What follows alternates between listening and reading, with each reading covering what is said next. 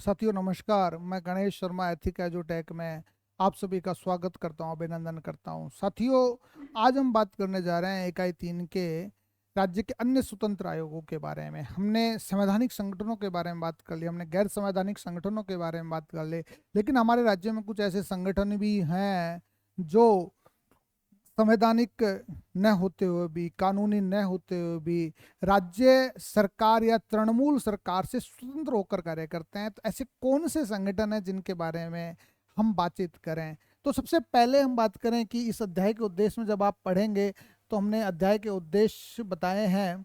अध्याय के उद्देश्य में हमने आपको किस बात का ज्ञान होगा, इस बात को आप समझ लीजिए।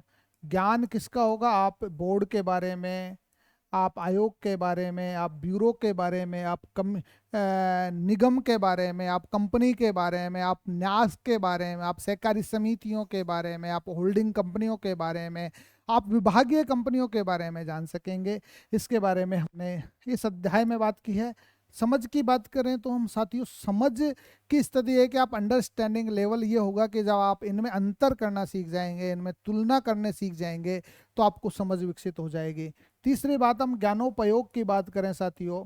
ज्ञानोपयोग में आप अपने दैनिक जीवन में जब आप कोई कामकाज करें और अप्लाइड कर सकें उसको, तो आप ज्ञानोपयोग की बात करेंगे। और कौशल विकसित करने का मतलब यह है कि आप अपने दैनिक जीवन में, जिसको हम व्यवहारिक जीवन कहते हैं, राजनीतिक जीवन में, प्रशासनिक जीवन में, शैक्षणिक जीवन, ये 4 प्रकार के जीवन आप जब इस तरीके के एग्जाम्स की तैयारी कर रहे हैं तो आपको मिलेंगे। उसमें किस प्रकार से आप अप्लाई कर पाएंगे, कौन सा पॉजिटिव एटीट्यूड कैसे डेवलप करेंगे, राइट अप्रोच कैसे डेवलप करेंगे, इन सब चीज़ों के बारे में हमने बात की है। अध्याय के उद्देश्य के बाद में हमने साथियों बोर्ड, ब्यूरो व कमीशन का उल्लेख किया है। साथियों, हमने बोर्ड, ब्यूरो व कमीशन, इनमें हमने तालिका में स्पष्टतः, तालिका में सबसे पहले तो बोर्ड, ब्यूरो और कमीशन के बारे में एनालिसिस किया है, और फिर इनमें तीनों में अंतर बताया है साथियों, अंतर।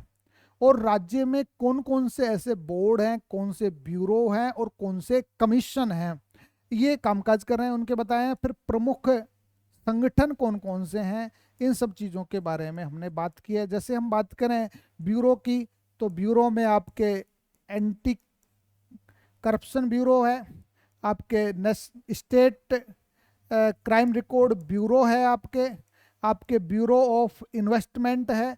इन सब चीज़ों के बारे में हमने बात की है राजस्थान के संदर्भ में साथियों। अब हम बोर्ड की बात करते हैं। बोर्ड की बात करें तो बोर्ड में आपके Rajasthan state pollution control board है, आपके राजस्थान हाउसिंग बोर्ड है साथियों, राजस्थान हाउसिंग बोर्ड है। राजस्थान हाउसिंग बोर्ड के बाद में आपके समाज कल्याण बोर्ड है, मदरसा बोर्ड है, समाज कल्याण बोर्ड है, आपके ये ये सारे बोर्ड आपके इसमें दिए गए हैं। आपके वक्फ बोर्ड है, वक्फ बोर्ड अभी चर्चा में रहा है, तो वक्फ बोर्ड के बारे में भी हमने बात की है। और साथ में बोर्ड के बाद में कमीशन की बात करें तो कमीशन का उल्लेख यूं तो हम आरपीएससी के रूप में या और दूसरे इसके रूप में कर चुके हैं, लेकिन इसमें हमने बात की है वैधानिक और गैर वैधानिक संगठनों के साथ में एससी एसटी के कमीशंस के बारे में बात की है। ये बोर्ड, ब्यूरो और कमीशन का उल्लेख हमने इसमें किया है। साथ में हम बात करें बोर्ड, ब्यूरो, कमीशन के बाद में, इसमें हमने निगम, कंपनियां में बेसिक डिफरेंस बताया है। निगम व कंपनियां, बेसिकली आपको हम यहाँ बताना चाहेंगे कि निगम जो होते हैं, कॉरपोरेशन और कंपनीज में लोग अंतर नहीं कर पाते। और आजकल पीछे तो कॉरपोरेशन लगता है, लेकिन वो बेसिकली कंपनियां होते हैं। तो हमने इसमें पब्लिक लिमिटेड कंपनी, जो तालिका हमने दर्शाई है साथियों, तालिका की हम बात करें तो तालिका में तो हमने दोनों में अंतर तो अभिव्यक्त किया है, साथ में हमने एक अंतर पब्लिक लिमिटेड कंपनी और प्राइवेट लिमिटेड कंपनी में अंतर बताया है। ये भी हमने आपको अंतर बताया है। तो ऐसे कौन कौन से निगम है हमारे राज्य में, और प्रमुख संगठनों में हमने बात की है। प्रमुख संगठनों में हम बात करें जो विशेष कानून के अंतर्गत बना है, आरएफसी एक निगम है। आरएफसी के बारे में हमने बात की है। आरएफसी के बाद में हम बात करें रीको के बारे में हमने बात की है, आरएसएमएमएल के बारे में हमने बात की है। ये सब चीज़ों के बारे में हमने बात की है। तो आपके RFC हो गया, RTC हो गया, RTDC हो गया, ये सब चीज़ों के बारे में हमने बात की है कॉरपोरेशन के रूप में। और कंपनी के रूप में हम बात करें तो कंपनी के रूप में आपके रीको है, रीको हुआ, RSMML हुआ, आपके राजस्थान टेनरीज लिमिटेड हुआ, ऐसे बहुत सारे संगठन हैं जिनके बारे में हमने बात की है, बेसिक डिफरेंस बताया है साथियों। इसके अलावा हमने जो आगे बात की है, आगे बात हमने कोऑपरेटिव सोसाइटीज आप में क्या अंतर है, ट्रस्ट में क्या अंतर है, व ट्रस्ट में बेसिक अंतर क्या है, कौन कौन से ऐसे संगठन हैं जो कोऑपरेटिव सोसाइटीज और ट्रस्ट के रूप में गठित किए गए हैं, जिनके बारे में हमने बात की है। कोऑपरेटिव संगठन के रूप में और ट्रस्ट के रूप में बेसिकली हमारे पास में कोऑपरेटिव सोसाइटीज के रूप में आपके RCDF है, आपके राजकोन है, आपके राजफेड है, इनके बारे में हम कोऑपरेटिव सोसाइटीज़ में बात कर चुके थे। और ट्रस्ट के रूप में हम बात करें तो सबसे अच्छा उदाहरण UIT है, ट्रस्ट का उदाहरण UIT है। UITs के अलावा हम बात करें, UITs के अलावा आपके पार्श्वनाथ ट्रस्ट है, आपके गो सेवा ट्रस्ट है। इनमें बेसिकली डिफरेंस क्या है, दोनों न लाभ न हानि की दृष्टि से करते हैं। ये ट्रस्ट आजकल कंपनी एक्ट 2013 के अंतर्गत सेक्शन 8 में भी रजिस्टर्ड होने लगे हैं। सेक्शन 8 में, इन सेक्शन 8 में जो रजिस्टर्ड होते हैं उसमें बेसिकली डिफरेंस क्या है। और एक आपका नॉन ट्रेडिंग एक्ट है, नॉन ट्रेडिंग एक्ट है राजस्थान का 1960 का, उसमें भी नो प्रॉफिट नो लॉस वाले होते हैं। इनमें बेसिक डिफरेंस क्या है, इन सब चीज़ों के बारे में हमने आपको बताया है। इसके अलावा हमने बात की है विभागीय कंपनियों की।